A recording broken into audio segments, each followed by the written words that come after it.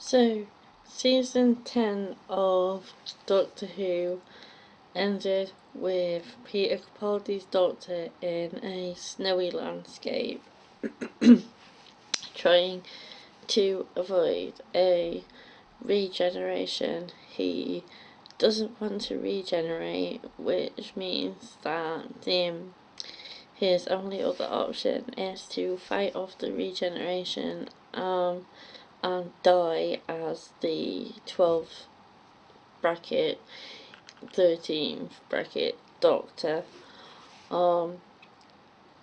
We see at the end of this episode him getting called out to from behind the snow by what turns out to be the first Doctor, played rather brilliantly by David Bradley, who you may notice has previously starred in Doctor Who in a Matt Smith's Doctor episode, Dinosaurs on a Spaceship, where he played a guy called Solomon, who wasn't a very nice guy at all. He ejected the Silurians, I think it was, from their spaceship, and in order to profit from the dinosaurs that were on the spaceship, and the Doctor in an act that would be considered kind of evil, I suppose, ended up ending Solomon's life. But David Bradley played William Hartnell's Doctor in Adventure in Space and Time drama series that documented the start of the Doctor Who series, and I think it's fitting that both Peter Capaldi's Doctor and David Bradley playing William Hartnell's Doctor both don't want to regenerate, and that's what the story is based around. And Peter Capaldi not knowing that William Hartnell's Doctor didn't want to regenerate. This is something that the current showrunner Moffat has created a story. I've never seen Classic Who, so I don't know if there would have been these whole scenes in between William Hartnell regenerating into Patrick Troughton, but this is how it's played out. It plays out with the black and white original of William Hartnell about to regenerate, etc. In the 10th Planet episode, and then obviously we're introduced to David Bradley's William Hartnell Doctor finding Peter Capaldi's Doctor on this snowy landscape, and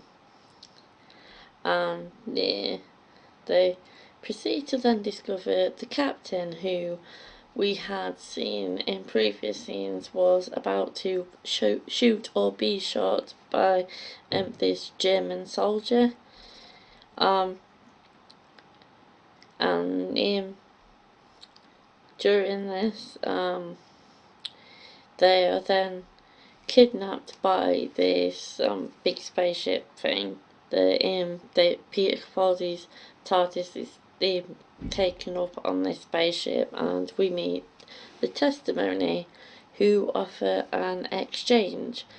We then see Pearl Mackie's Bill Potts come out of an archway to the first Doctor, and then Peter Capaldi, the Doctor who's been watching on a screen inside his TARDIS, comes running out, and he's obviously dubious that this is the real Bill Potts, because Bill Potts was turned into a Cyberman in season 10 of Doctor Who, and essentially is dead.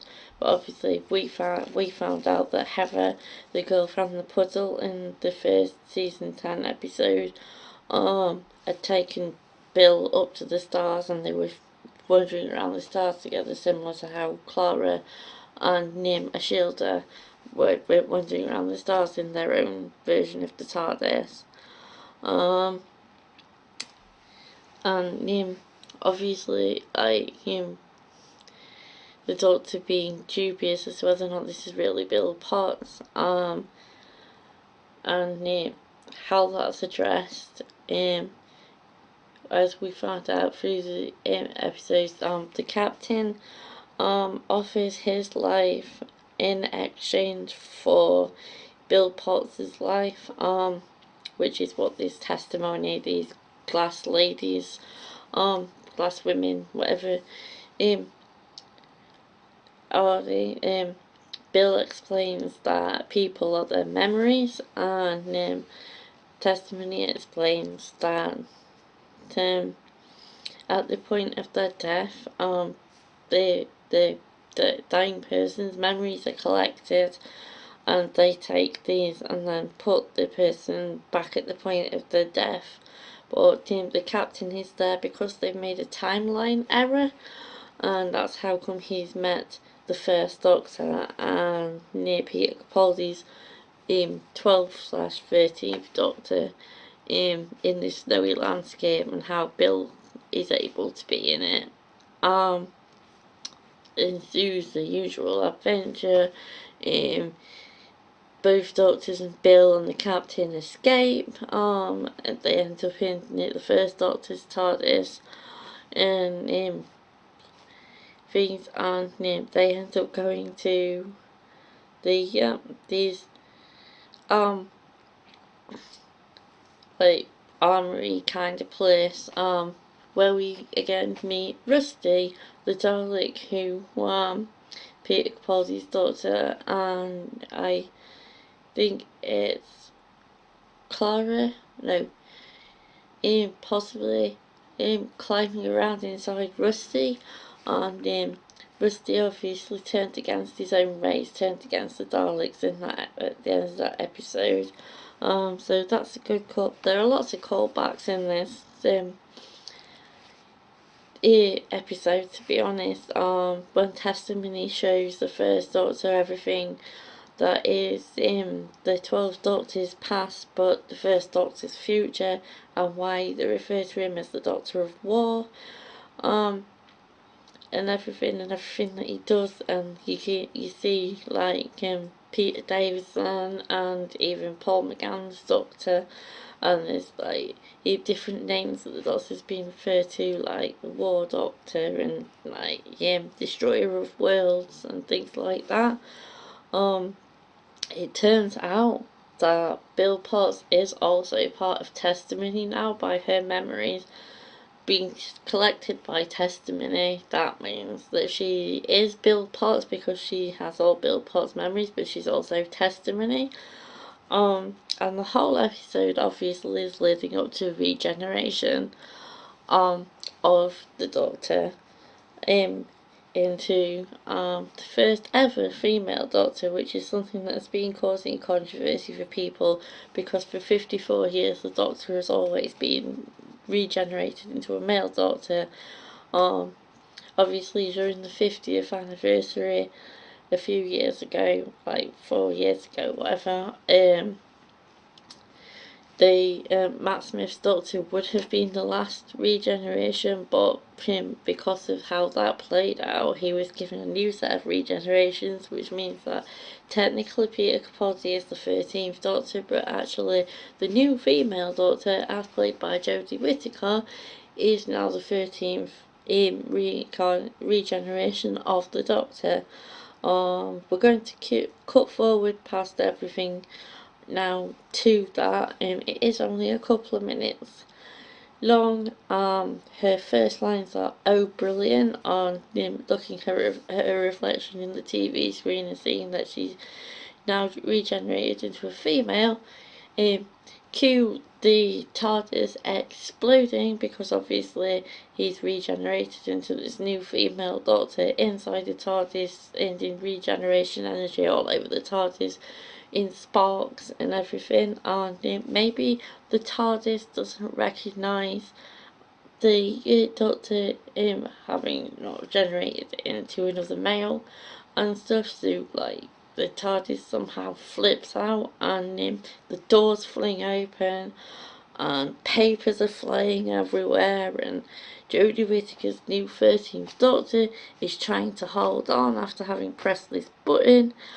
I don't know whether or not she pressed the button that forced this explosion to be happening, but the TARDIS was mid, like, dematerializing and everything, so then she gets flung out of the TARDIS and is falling towards the ground, like flailing all around, and the TARDIS disappears with flames all inside it. This seems to be a thing that happens in each regeneration where the TARDIS explodes and doctors are falling towards the earth and stuff.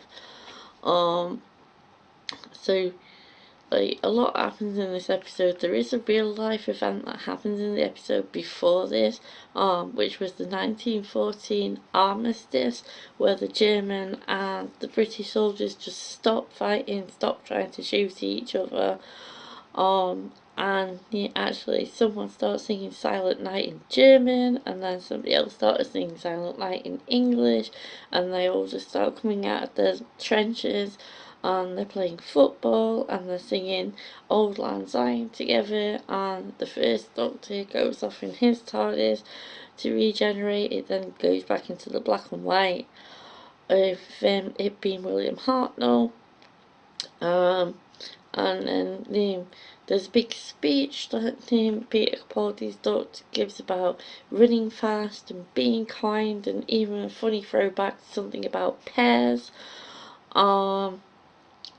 So there's all kinds of throwbacks going on, and I really like how the regeneration went on Jodie Whittaker's first line being "Oh brilliant," because obviously regenerated into a woman for the first time ever. This was obviously played out originally by Master turning into Missy to see how people would react to having a